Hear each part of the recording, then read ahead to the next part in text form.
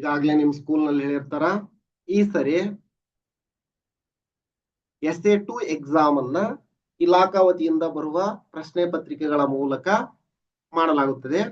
ಅದಕ್ಕಾಗಿ ಇಲಾಖೆ model question paper ಗಳನ್ನ ಬಿಟ್ಟಿದೆ, ಅಂದ್ರ ಮಾದರಿ ಪ್ರಶ್ನೆ ಪತ್ರಿಕೆಯನ್ನ ಬಿಟ್ಟಿದೆ. 6th 7th 6 7 8 9ನೇ ತರಗತಿಯವರಿಗೆ ಇಲಾಖಾ ವತಿಯಿಂದ SA2 ಪ್ರಶ್ನೆ ಪತ್ರಿಕೆಗಳನ್ನ ಕೊಡಲಾಗುತ್ತದೆ.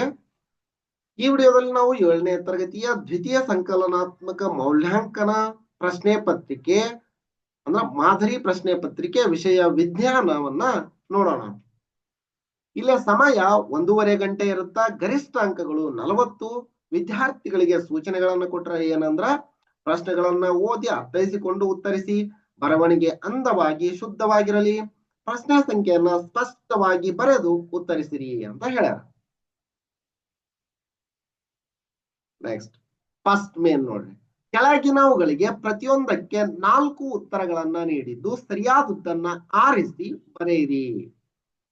ಇಲ್ಲೇ ಪ್ರತಿ ಪ್ರಶ್ನೆಗೆ 1 ಅಂಕ ಇರುತ್ತ. 4 ಅಂಕಗಳು ಈ ಭಾಗದಲ್ಲಿ ಇರ್ತವು. 4 ಪ್ರಶ್ನೆಗಳು ಇರ್ತವು.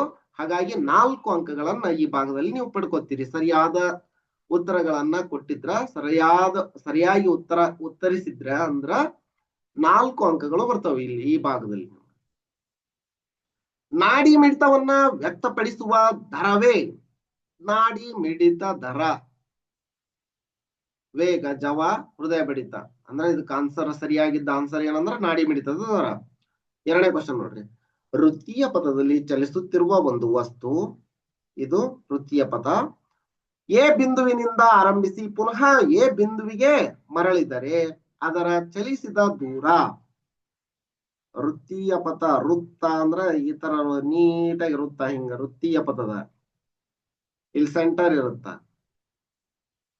ಓ ಸೆಂಟರ್ ವೃತ್ತೀಯ ಪಥ ಗೊತ್ತು ನಿಮ್ಗ. ಯಾವ್ರು ಹೇಳ್ಯಾರ? A = A πr², B 2πr, C πrd, D π. ಇದು ಏನಂತ ಹೇಳ್ತೀವಿ ನಾವು? ಹಿಂಗ ವೃತ್ತೀಯ ಪದದಲ್ಲಿ ಚಲಿಸ್ತಾ ಇತ್ತಂದ್ರ ಅದಕ್ಕ ಪರಿಧಿ ಅಂತ ಹೇಳ್ತೀವಿ. ಸುತ್ತಳತೆ. ಇದು ಇಲ್ಲೇ ಪರಿಧಿ. ಇದ್ರದ್ದು ಪರಿಧಿ ಎಷ್ಟಿರುತ್ತ? 2πr ಇರುತ್ತ. ವೃತ್ತದ ಪರಿಧಿ ಹೆಂಗಿರುತ್ತ? ಎಷ್ಟಿರುತ್ತ? 2πr. ಏರಿಯಾ ಅಂತ ಅಂದಿದ್ರ πr². ಹಂಗಾಗಿ ಇಲ್ಲಿ ಪರಿಧಿ 2πr ಸರಿಯಾಗಿರುತ್ತೆ ಉತ್ತರ. 3ನೇ ಪ್ರಶ್ನೆ. ಈ ಚಿತ್ರದಲ್ಲಿ ವಿದ್ಯುತ್ ಮಂಡಲದಲ್ಲಿ ಸ್ವಿಚ್ ನಂತೆ ಯಾವ ವಸ್ತು ಬಳಸಲಾಗುತ್ತದೆ?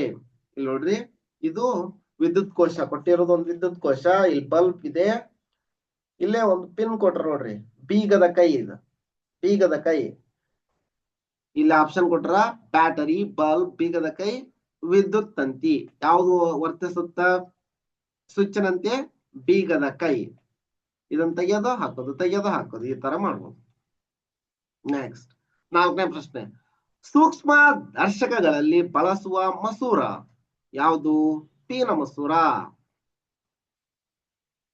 ದ್ವಿಪೀನ ಮಸೂರ, ನಿಮ್ನ ಮಸೂರ, ಗೋಲೀಯ ಮಸೂರ, ಪೀನ ಮಸೂರ. ಯಾವುದು ಅಂದ್ರ ಪೀನ ಮಸೂರ. ದಂತ ವೈದ್ಯರು ಬಳಸುವ ಮಸೂರ ಯಾವುದು? ಇದನ್ನ ನೀವು ಕಮೆಂಟ್ ಸೆಕ್ಷನ್ ಅಲ್ಲಿ ಕಮೆಂಟ್ ಮಾಡಿ.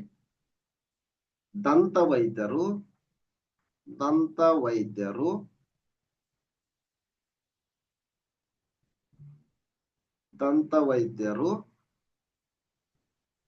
ದಂತ ಚಿಕಿತ್ಸೆಯಲ್ಲಿ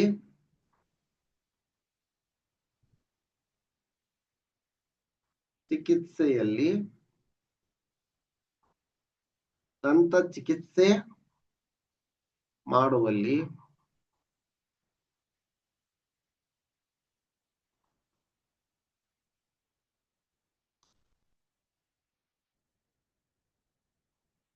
ಬಳಸುವ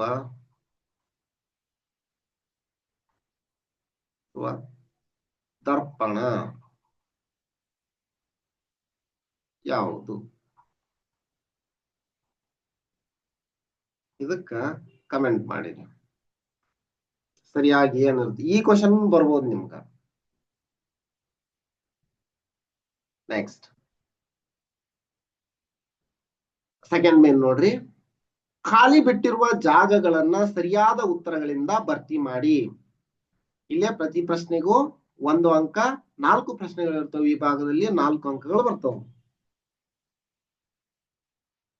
ಸಸ್ಯಗಳ ಸಂತಾನೋತ್ಪತ್ತಿಯಲ್ಲಿ ಪಕ್ಷಿಗಳು ಹಾಗೂ ಗಾಳಿಯಿಂದ ಡ್ಯಾಶ್ ಪ್ರಸರಣವಾಗುತ್ತದೆ. ಏನಂದ್ರ ಬೀಜ ಪ್ರಸರಣವಾಗುತ್ತದೆ. ನೆಕ್ಸ್ಟ್, ಸಮಯವನ್ನು ಅಳೆಯುವ SI system of international unit ಅಂತ. SI ಏಕಮಾನ ಯಾವುದು? ಯಾವುದು ಅಂದ್ರ ಸೆಕೆಂಡ್.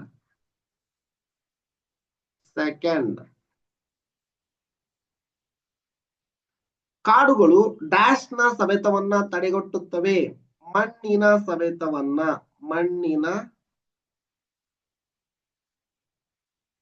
ಸವೆತವನ್ನ ತಡೆಗಟ್ಟುತ್ತವೆ. ವಿಶ್ವ ಜಲ ದಿನವನ್ನ ಡ್ಯಾಶ್ ರಂದು ಆಚರಿಸುತ್ತೇವೆ. ಮಾರ್ಚ್ 22ರಂದು ಆಚರಿಸುತ್ತೇವೆ. ಮಾರ್ಚ್ 22ರಂದು ಆಚರಿಸುತ್ತೇವೆ ವಿಶ್ವ ಜಲ ದಿನವನ್ನ. ನೆಕ್ಸ್ಟ್, ಥರ್ಡ್ ಮೇನ್ ನೋಡ್ರಿ, ಈ ಕೆಳಗಿನ ಪ್ರಶ್ನೆಗಳಿಗೆ ಒಂದು ಪದ ಅಥವಾ ಒಂದು ವಾಕ್ಯದಲ್ಲಿ ಉತ್ತರಿಸಿ. ಇಲ್ಲಿನೂ 4 ಪ್ರಶ್ನೆಗಳಿರ್ತವು. ಪ್ರತಿ ಪ್ರಶ್ನೆಗೆ 1 ಅಂಕ. ಹಾಗಾಗಿ ಈ ಭಾಗದಲ್ಲಿ ನೀವು 4 ಅಂಕಗಳನ್ನು ಗಳಿಸ್ತೀರಿ. ಫಸ್ಟ್ ಕ್ವಶನ್, ಹೂವಿನ ಗಂಡು ಸಂತಾನೋತ್ಪತ್ತಿಯ ಭಾಗ ಯಾವುದು? ಇದಕ್ಕೇನಂತೀವಿ? ಸ್ಟೆಮೆನ್, ಕೇಸರ ಅಂತ ಹೇಳ್ತೀವಿ. ಕೇಸರ. ಬೆಳಕಿನ ಮೂಲ ಯಾವುದು? ಬೆಳಕಿನ ಮೂಲ ನಿಮ್ಗೆ ಗೊತ್ತು, ಸೂರ್ಯ. ನಾವು ತ್ಯಾಜ್ಯಗಳನ್ನ ಜಲಮೂಲಗಳಿಗೆ ಎಸೆದರೆ ಏನಾಗುತ್ತದೆ? ಜಲಮಾಲಿನ್ಯ ಆಗುತ್ತದೆ. ಜಲಮಾಲಿನ್ಯ ಉಂಟಾಗುತ್ತದೆ.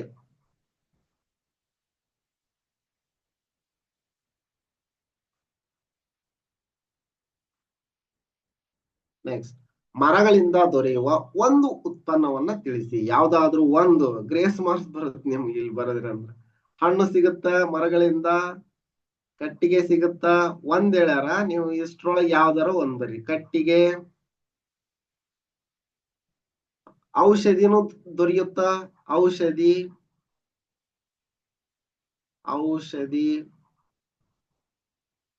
ಇನ್ನು ಅನೇಕ ಉಪಯೋಗಗಳು. ಶುದ್ಧ ಗಾಳಿ ಅನೇಕ ಸಿಗುತ್ತ. ಇಷ್ಟು ಸಾಕು. ಯಾವ್ದಾದ್ರು ಒಂದು ಬರೀರಿ. ಅಷ್ಟ್ರೊಳಗೆ 1 ಅಂಕದ ಪ್ರಶ್ನೆ ಅದು. ನೆಕ್ಸ್ಟ್, ಫೋರ್ತ್ ಮೇನ್ ನೋಡಿ, ಈ ಕೆಳಗಿನ ಪ್ರಶ್ನೆಗಳಿಗೆ 2 ಅಥವಾ 3 ವಾಕ್ಯಗಳಲ್ಲಿ ಉತ್ತರಿಸಿ. 2 ರಿಂದ 3 ವಾಕ್ಯದಲ್ಲಿ ಉತ್ತರಿಸಿ. Each question carries 2 marks here. Total number of question 10. You will get 20 marks in this section. ನೀವು 20 ಅಂಕಗಳನ್ನ ಈ ಭಾಗದಲ್ಲಿ ಪಡಿತೀರಿ. ಫಸ್ಟ್ ಕ್ವಶನ್, ಅಪಧಮನಿ ಮತ್ತು ಅಭಿಧಮನಿಗಳ ವ್ಯತ್ಯಾಸವನ್ನ ಪಟ್ಟಿ ಮಾಡಿರಿ. ನೋಡ್ರಿ, ಒಂದು ಶುದ್ಧ ರಕ್ತವನ್ನ ಹೃದಯದಿಂದ ಬೇರೆ ಬೇರೆ ಭಾಗಗಳಿಗೆ ಒಯ್ಯುತ್ತಾ, ಬೇರೆ ಬೇರೆ ಭಾಗಗಳಿಂದ ಹೃದಯಕ್ಕೆ ರಕ್ತವನ್ನ ಕೊಡುತ್ತ, ರಕ್ತವನ್ನ ತಂದು ಹಾಕುತ್ತ. ಅದನ್ನ ಅಪಧಮನಿ ಮತ್ತು ಅಭಿಧಮನಿ ವ್ಯತ್ಯಾಸ. ಅಪಧಮನಿಗಳು ರಕ್ತವನ್ನ ಹೃದಯದಿಂದ ಹೊರಗೆ ಸಾಗಿಸುತ್ತವೆ ಅಥವಾ ಹೃದಯದಿಂದ ಇತರ ಭಾಗಗಳಿಗೆ, ದೇಹದ ಇತರ ಭಾಗಗಳಿಗೆ ಸಾಗಿಸುತ್ತವೆ. ದೇಹದ ಇತರ ಭಾಗಗಳಿಗೆ ಸಾಗಿಸುತ್ತವೆ. ಅಭಿಧಮನಿಗಳು ರಕ್ತವನ್ನ ಹೃದಯದ ಕಡೆಗೆ ತರುತ್ತವೆ. ಅಪಧಮನಿಗಳ ಗೋಡೆ ದಪ್ಪವಾಗಿರುತ್ತದೆ, ಅಭಿಧಮನಿಗಳ ಗೋಡೆ ತಳ್ಳಗಿರುತ್ತದೆ. ಎಷ್ಟು ಬರದ್ರ 2 ಮಾರ್ಕ್ಸ್ ಬರುತ್ತೆ. ನೆಕ್ಸ್ಟ್, 2ನೇ ಕ್ವಶನ್ ನೋಡ್ರಿ. ಈ ಭಾಗದಲ್ಲಿ ಮಾನವನ ವಿಸರ್ಜನಾಂಗ ವ್ಯೂಹವು ಒಳಗೊಂಡಿರುವ ಭಾಗಗಳಾವವು? ಯಾವ್ಯಾವಂದ? ಮೂತ್ರಪಿಂಡಗಳು, ಮೂತ್ರನಾಳಗಳು, ಮೂತ್ರಾಶಯ ಮೂತ್ರದ್ವಾರ. ಇವು ವಿಸರ್ಜನಾಂಗ ಯುವದ ಭಾಗಗಳು, ಎಕ್ಸ್ಕ್ರೀಟರಿ ಸಿಸ್ಟಮ್ ಅಂತ ಹೇಳ್ತಾರ. ನೆಕ್ಸ್ಟ್, ಸಮರೂಪದ ಚಲನೆಯು ಪ್ರಯಾಸವಿಲ್ಲದ ಚಲನೆ ಎನ್ನುತ್ತಾರೆ. ಏಕೆ? ಏಕಂದ್ರ ಸಮಾನ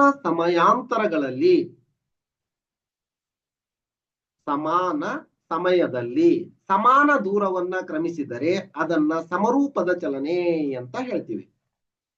ಸಮಾನ ಸಮಯದಲ್ಲಿ, ಸಮಯಾಂತರಗಳಲ್ಲಿ ಅಂತ ನಿಮ್ಗ ಅಷ್ಟು ಇದನ್ನ ಬರೆಯಕ್ಕಾಗಿಲ್ಲ ಅಂದ್ರ, ಸಮಾನ ಸಮಯದಲ್ಲಿ ಸಮಾನ ದೂರವನ್ನ ಕ್ರಮಿಸಿದರೆ ಅದನ್ನ ಸಮರೂಪದ ಚಲನೆ ಎನ್ನುತ್ತಾರೆ.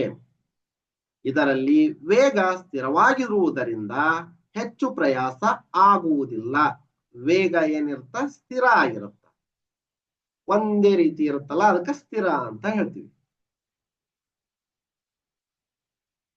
ನೆಕ್ಸ್ಟ್ 4ನೇ ಕ್ವಶನ್. ಒಂದು ಸೈಕಲ್ 20 ನಿಮಿಷಗಳಲ್ಲಿ 5 ಕಿಲೋಮೀಟರ್ ದೂರ ಚಲಿಸುತ್ತದೆ. ಸರಾಸರಿ ಜವವೆಷ್ಟು? ನೋಡ್ರಿ, ಏನೇನ್ ಕೊಟ್ರ? ದೂರ 5 ಕಿಲೋಮೀಟರ್, ಸಮಯ 20 ನಿಮಿಷ. ಈಗ ಕಿಲೋಮೀಟರ್ ನಲ್ಲಿ ಕೊಟ್ರ, ಇದನ್ನ ನಿಮಿಷದಲ್ಲಿ ಕೊಟ್ರ. ನಮಗೇನ್ ಬೇಕು? ಗಂಟೆಯಲ್ಲಿ ಬೇಕು. ಅಂದ್ರ ನಿಮಿಷ ಇರೋದನ್ನ ಗಂಟೆಯಲ್ಲಿ ಪರಿವರ್ತನೆ ಮಾಡ್ತೀವಿ.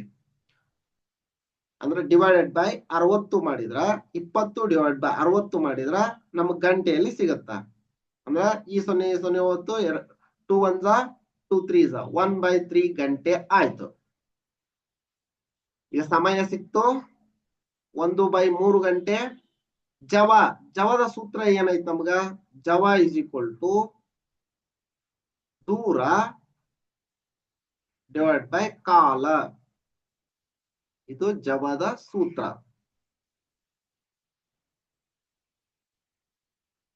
ಈ ಸೂತ್ರದಲ್ಲಿ ಹಾಕ್ತಿವಿ ಜವ ಇಸ್ ಈಕ್ವಲ್ ಟು ದೂರ ಎಷ್ಟೈತಿ? 5 ಡಿವೈಡ್ ಬೈ ಕಾಲ 1/3. ಈಗ ಇದೇನಾಗುತ್ತಾ? 5 ಡಿವೈಡ್ ಬೈ 1/3. 5 ಇದರ ರೆಸಿಪ್ರೋಕಲ್ ವ್ಯತ್ಕ್ರಮ ತಗೊಂಡ್ವಿ ಅಂದ್ರೆ ಏನಾಗುತ್ತೆ? ಇದು 3/1 ಆಗತ್ತ. ಅಂದ್ರ 15/1. 15 ಕಿಲೋಮೀಟರ್ ಪರ್ ಗಂಟೆ. 15 ಕಿಲೋಮೀಟರ್ ಪ್ರತಿ ಗಂಟೆಗೆ 15 ಕಿಲೋಮೀಟರ್ ಅಂತ ಓದ್ತೀವಿ ಅದನ್ನ. 5ನೇ ಕ್ವಶನ್. ವಿದ್ಯುತ್ ಸ್ಟೋವ್ಗಳಲ್ಲಿ ನೈಕ್ರೋಮ್ ತಂತಿಯನ್ನ ಬಳಸುತ್ತಾರೆ. ಏಕೆ? ನೋಡಿ, ನೈಕ್ರೋಮ್ ಹೆಚ್ಚು ಪ್ರತಿರೋಧ ಅಥವಾ ರೋಧವನ್ನ ಹೊಂದಿದೆ. ಇದಕ್ಕೆ ಹೆಚ್ಚಿನ ಕರಗುವ ತಾಪಮಾನವಿದೆ. ಆದ್ದರಿಂದ ಹೆಚ್ಚು ಉಷ್ಣ ಉತ್ಪತ್ತಿ ಮಾಡುತ್ತದೆ. ಹೀಗಾಗಿ ನೈಕ್ರೋಮ್ ಅನ್ನ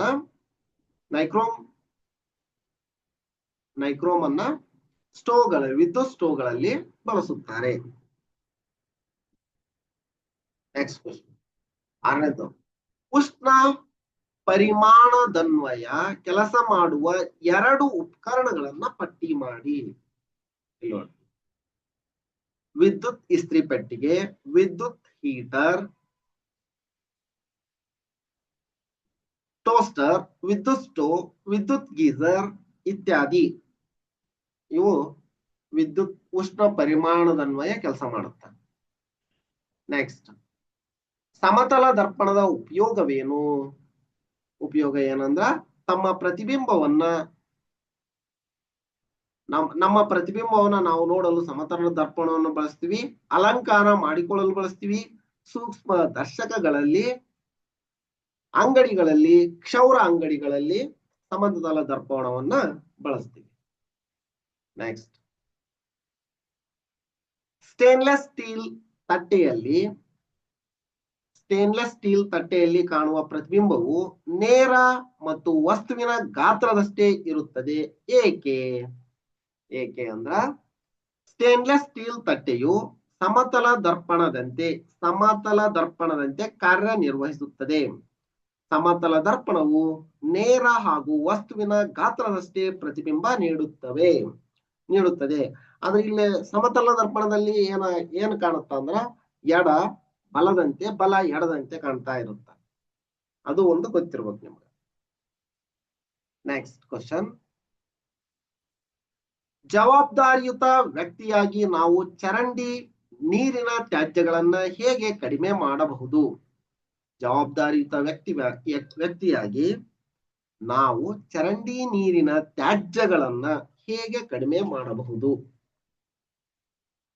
ನೋಡ್ರಿ, ಹೆಂಗಂದ್ರ ಚರಂಡಿ ನೀರಿನ ತ್ಯಾಜ್ಯ ಕಡಿಮೆ ಮಾಡುವ ವಿಧಾನಗಳು.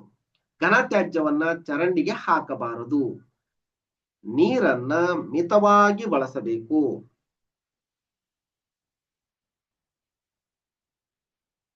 ನೆಕ್ಸ್ಟ್ 10ನೇದ್ದು, ಚರಂಡಿ ನೀರಿನಲ್ಲಿರುವ ಕಲ್ಮಶಗಳನ್ನ ಹೇಗೆ ವರ್ಗೀಕರಿಸಬಹುದು?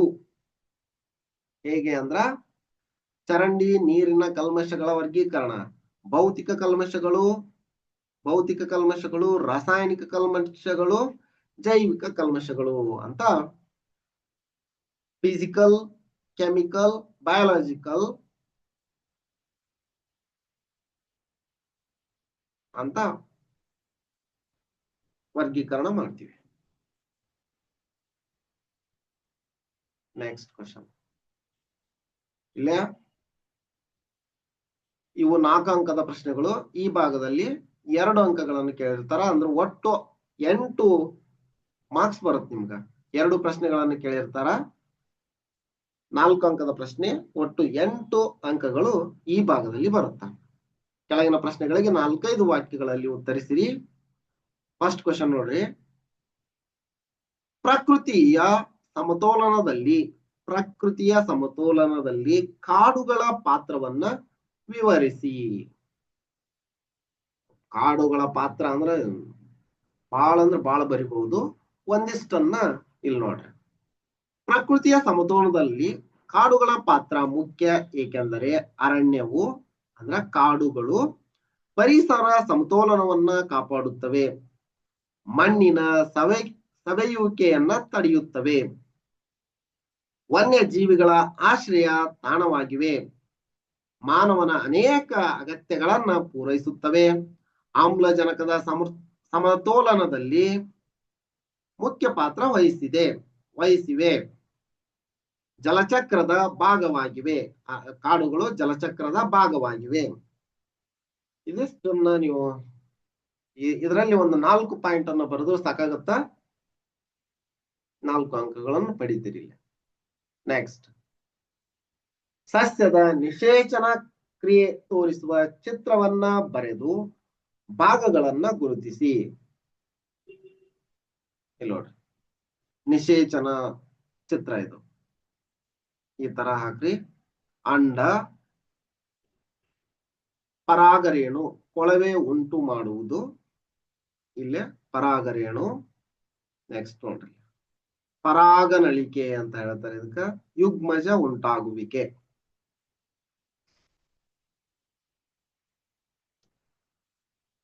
ಇದಿಷ್ಟು ಈ ವಿಡಿಯೋದಲ್ಲಿ 24 ಕ್ವಶನ್ಗಳಾದವು.